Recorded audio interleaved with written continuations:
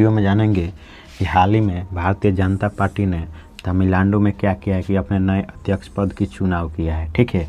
और ये चुनाव होते ही वहाँ पे कुछ मतलब बदलाव देखने को मिला है, जिसको लेकर जो M.K. स्टालिन है तमिलनाडु के CM, वो हाल ही में एक असेंबली में एक बात बोले हैं कि हमने एक कमेटी का गठन किया है जो ये देखेगी कि राज्य का अपना एक ऑटोनॉमी हो, अपना एक शक्ति हो। इसके बारे में हम जानेंगे कि इसमें वो क्या क्या है और कितने मेंबर जुड़े हैं और ये अपना रिपोर्ट कब देगा।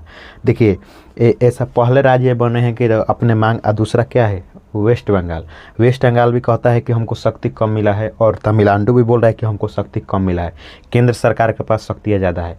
अब देखिए दो ऐसे राज्य हैं और वेस्ट बंगाल आप जानते ही हैं कि अभी क्या है, मुर्शिदाबाद बॉर्डर पर क्या हुआ है, पूरा सा मतलब उथल पुथल हुआ है वक्फ बोर्ड को लेकर। और यहाँ पे तमिलनाडु में आप जानते हैं हिंदू और डिलिमिटेशन को लेकर हो रहा है। अब इसके बारे में हम जानेंगे कि ये कहाँ से इनमें विचार आया। देखिए भारतीय जनता पार्टी के जो पहले अन्नामलाई थे अध्यक्ष, ठीक है, उनको केंद्र में लाने के बात किया जा रहा है। और AIDMK यानी जो DMK पार्टी है ना, पहले जब बहुत पुराने समय में दोनों एक ही में हुआ करते थे, ठीक है, तो AIDMK से DMK निकल गया, ठीक है, और AIDMK रह गया।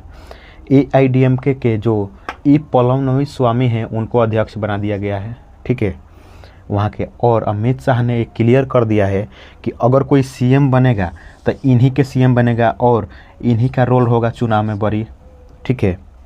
ये सब देखते हुए M.K. स्टालिन ने क्या किया है कि और बहुत से बातें हुआ। हाल ही में आपने पम्बन ब्रिज का नाम सुना होगा, जो कि तमिलनाडु में उद्घाटन करने गए थे नरेंद्र मोदी। वहाँ पे उन्होंने बोला कि हमको ये लोग पत्र भी लिखते हैं तो अपना साइन जो होते हैं इंग्लिश में करते हैं, तमिलनाडु में नहीं करते। दूसरा बात कि जो नेट का एग्ज़ाम होता है, मेडिकल का एग्ज़ाम, इन लोग तमिल में नहीं कराते हैं, इंग्लिश में कराते हैं और बोलते हैं कि हिंदी इम्पोजिशन किया जा रहा है। ऐसे ही बहुत सी बात हुआ, ठीक है। अब इसके बारे में देखिए कि अध्यक्ष क्यों बनाया गया, क्योंकि देखिए जो AIDMK है ना, उसका ग्राउंड लेवल पर पकड़ बहुत ज़्यादा है।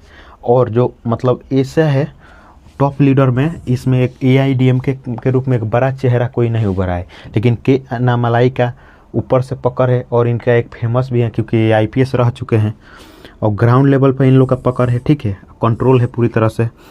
ओल्ड पार्टी भी, पुरानी पार्टी भी है, ठीक है। जब इसी से क्या हुआ, DMK ब्रेक हुआ था, अभी ने आपको बताया। और दूसरा कि अपोजिट पॉलिटिक्स करती है, यानी कि DMK का क्या है कि हिंदी इम्पोजिशन, भेदभाव, कल्चर, इसी सब में लड़ती है। लेकिन इसका जो है ना वो अपोजिट है, इसके इस नेशनलिटी का पॉलिटिक्स करती है, कल्चर और सनातन सबका सम्मान करता है। ये ऐसा नहीं बोलता है कि नहीं हिंदी नहीं होना चाहिए, ठीक है। अब देखिए अन्नामलाई को केंद्र में क्यों लेकर जाया जा रहा है, ये भी बात ज़रूरी है, ठीक है। केंद्र में इसलिए जा रहा है कि तमिलनाडु के तरफ से एक बड़ा आवाज़ बने केंद्र में, ठीक है। इससे पहले आप देखे होंगे तमिलनाडु में क्या हुआ था। अब जो M.K. स्टालिन ऐसे ऐसे काम कर रहे हैं जो कि उनका केंद्र लेवल पर क्या हो रहा है, वर्चस्व बनते जा रहा है, यानी अपना फेस केंद्र लेवल पर लाना चाहते हैं, ठीक है। उधर ममता बनर्जी है, वो भी चाहती है हमारा केंद्र लेवल पर फेस बने, उधर M.K. स्टालिन चाहते हैं हमारा बने, ठीक है। तो अब इनको केंद्र में लाकर राष्ट्रीय स्तर पर इनका क्या हो, फेस बनाया जाएगा। दूसरा कि नॉर्थ जो ex-IPS है, नॉर्थ यूथ हैं, उनको इनसे जो भी है बात का हलवाया जाएगा। दूसरा कि नेशनल इंटरेस्ट, यानी जो भी नेशनल या राष्ट्रीय इंटरेस्ट में वो बात कहे जाएंगे, ठीक है। इस सब बातें हो ही रही थी। तो अभी इन्होंने अपने असेंबली में क्या किया कि एक मतलब बोल दिया कि हमने एक कमेटी का गठन कर लिया है जो कि ये बताएगा कि ज़्यादा शक्तियाँ किसके पास है, कौन सी ऐसी शक्तियाँ केंद्र के पास होनी चाहिए, कौन सी शक्तियाँ राज्य के पास होना चाहिए। अब देखिए ये लोग बताएंगे कि केंद्र के पास कौन सी शक्तियाँ होनी चाहिए। अब इन्हीं लोग को क्या बोला जाए कि संविधान खतरे में है, यानी कि जब संविधान में जो शक्तियाँ बांटा गया है तो संविधान में केंद्र और राज्य के बांटा गया, यानी संविधान के खिलाफ आप जा रहे हैं और संविधान के खिलाफ आप जा रहे हैं, आप बोलेंगे कि संविधान क्या है, खतरे में है, ठीक है। अब देखिए इन्होंने ये बात असेंबली में बोल दिया। अब इस कमेटी में कौन है, देखिए जस्टिस कुरियन, यानी जस्टिस कुरियन जो है ना इसका हेड है, वही हेड करेंगे। ex-IPS अशोक वरदान है, ठीक है, और प्रोफेसर M नागनाथम है, ठीक है। ये तीनों लोग हैं और इसका रिपोर्ट ये लोग 2026 के जनवरी तक देंगे, ये अनुमान है।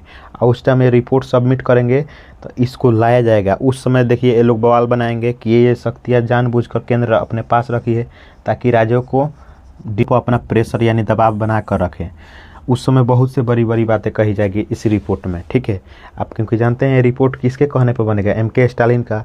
MK स्टालिन वही बातें कहेंगे जो मतलब केंद्र को मतलब अपने से मतलब ऊंचा हो, यानी केंद्र को अपने से छोटा दिखाने की बात करेंगे, और वही बातें इसमें बताया जाएगा, ठीक है।